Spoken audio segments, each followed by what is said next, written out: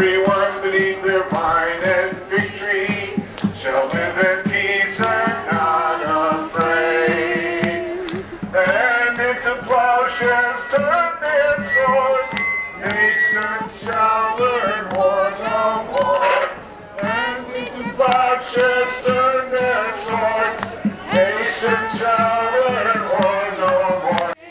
And everyone beneath their vine and fig tree shall live in peace and not afraid.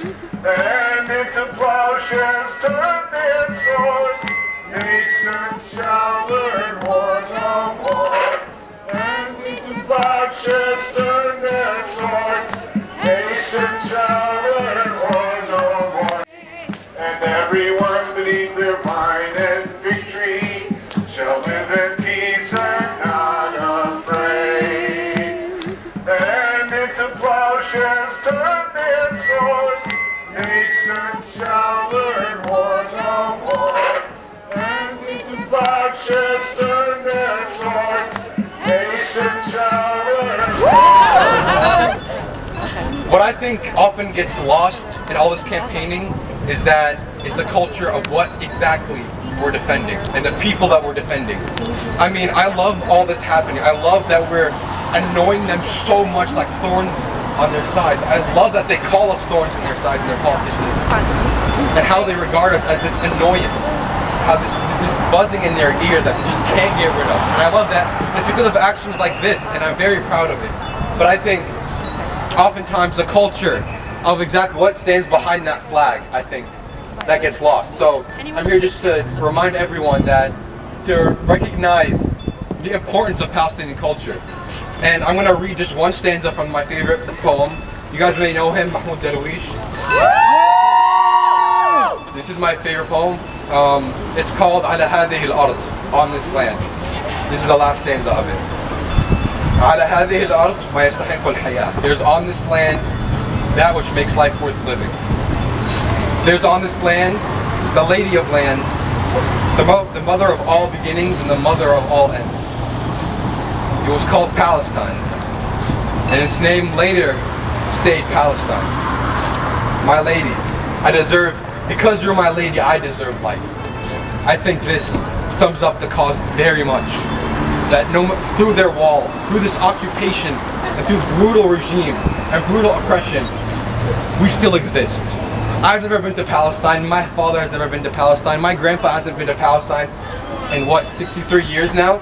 And yet every day we remember that we are Palestinian, and that pisses them off so much. And I love that it pisses them off. Because we're not going anywhere. I was born and raised here, but the minute that I can, I'm gonna go back, and I'm gonna kick those Zionist settlers off of my land. I wanna take it back. And for those Zionists that see me right here, that's a promise. The other point I want to make is that I'm part of and a couple of us are here from the GNU Students Against Israeli Apartheid. We get a lot of crap for saying, oh, it's such an offensive name, it's such a volatile name, and I just think, well, considering the magnitude of Israeli oppression, it's more than suitable, I think. That's just my response. But what we're trying to do is push for a BDS campaign, and I'm sure you all know it, but this is Palestine's best hope for a better tomorrow.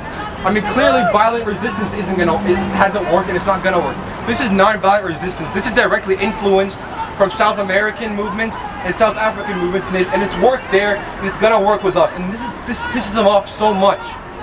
They try to delegitimize us by equating us and then categorizing the BDS movement with Hamas, when that couldn't be farther from the truth. So Occupy AIPAC, not Palestine. Occupy AIPAC, not Palestine. Occupy AIPAC, not Palestine. Occupy AIPAC, not Palestine. Occupy AIPAC, not Palestine. Occupy AIPAC, not Palestine. Occupy AIPAC, not Palestine. Occupy AIPAC, not Palestine. Occupy AIPAC, not Palestine. Occupy AIPAC, not Palestine. Occupy AIPAC. Occupy AIPAC. Settlements are a crime. Free, free Palestine. Apartheid is a crime. Free, free Palestine. Stealing